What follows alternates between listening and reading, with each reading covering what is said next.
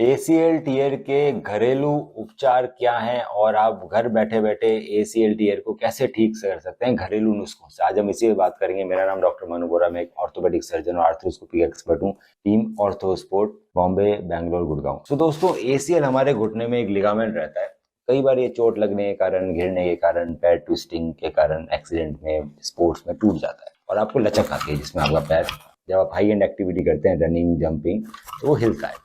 अब बहुत सारे लोग इसको घर पे कैसे ठीक कर सकते हैं, बहुत सारे क्या क्या नुस्खे हैं हमारे इंडिया के अंदर, आज हम उनसे बात करें। तो कई लोग क्या करते हैं, इसको बिल्कुल रेस्ट दे देते हैं, बिल्कुल आराम। अगर आपका एसीएल टूट गया और आपने इसको रेस्ट दे दिया, इसको हिला नहीं रहे, हिलाने से आपको लगता है ज्यादा टूटेगा। कई बार आप वैद्य हकीम के पास जाते हैं, वो भी कहते हैं आप यार रेस्ट दे। तो रेस्ट देने से क्या होगा दोस्तों, एसीएल ठीक, आपके मसल्स वीक हो जाएंगे, साथ में आपका घुटना भी जाम हो। दूसरा घरेलू नुस्खा जो लोग अपनाते हैं, वो कुछ लेप लगा लेते हैं हल्दी का, पत्ती का, और उसको बांध देते हैं। उससे दोस्तों क्या होता है कि एसीएल की हीलिंग नहीं होती, उससे आपकी जो स्किन है वो इरिटेट हो सकती है। हो सकता है कि जो लेप लगाया है, जो पट्टी लगाई है, वो आपकी स्किन को खराब करे, उसमें पिंपल्स आ सकते हैं, उसमें फोड़े फुंसी हो सकते हैं, उसमें इन्फेक्शन हो सकता है। उस कंडीशन में अगर आप बाद में ऑपरेशन कराते हैं तो इन्फेक्शन के हाई चांसेस रहते हैं। तो वो घरेलू नुस्खा भी इतना काम का नहीं है। कुछ लोग बोलते हैं कि हम नॉनवेज बढ़ा दें, शायद प्रोटीन ले लें तो हमारा एसीएल बन जाएगा। तो दोस्तों, नॉनवेज बढ़ाने से एसीएल नहीं बनने वाला। को एक प्रोटीन की एक फिक्स मात्रा लेना बहुत इंपॉर्टेंट है, उतनी ही लीजिए।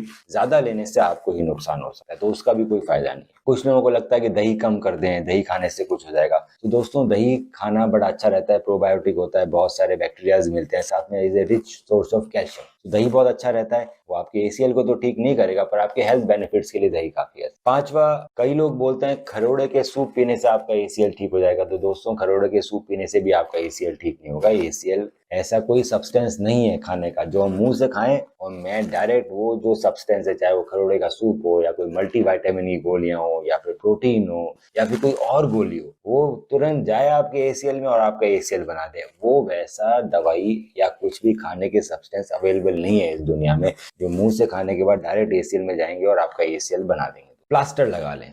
प्लास्टर लगाने से, पट्टा लगाने से एसीएल ठीक हो जाएगा, चांसेस बहुत कम। प्लास्टर लगाने से आपकी मांसपेशियां कमजोर पड़ जाएगी, आपका घुटना जाम हो जाएगा। सो इनफैक्ट ठीक होने के बजाय आप और खराब हो सकते। बहुत सारी आयुर्वेदिक मेडिकेशंस आती है, बहुत सारे आयुर्वेदिक नुस्खे आते हैं, वो भी खाने से आपका एसीएल ठीक नहीं होगा, क्योंकि ऐसी कोई दवा नहीं है जो एसीएल में जाके एसीएल को बनाए। पहलवान के पास जाना, पहलवान जाके लोग अपनी हड्डी मुड़वा के, दम लगवा के उसको सेट करवा देते हैं कि हाँ उससे एसीएल बन जाएगा। तो दोस्तों, ऑलरेडी आपके घुटने में इंजरी हो रखी है, आप पहलवान से जाके अपना घुटने को और हिलवाओगे, मुड़वाओगे, तो देखो शायद ज्यादा खराब हो जाए, अच्छी होने की तो बात नहीं। उसके बाद वो आपको रेस्ट पे डाल देगा, पट्टा बांध देगा, उससे आपकी चमड़ी भी खराब हो सकती है और आपका घुटने की मांसपेशियां भी खराब हो जाएगी और आपका घुटना जाम भी हो जाएगा। तो पहलवान के पास ना जाए अगर आपका एसीएल होता है। तो आखिर कौन से वो घरेलू नुस्खे हैं जो मैं अपना सकता हूँ मैं अपना एसीएल ठीक करने के लिए?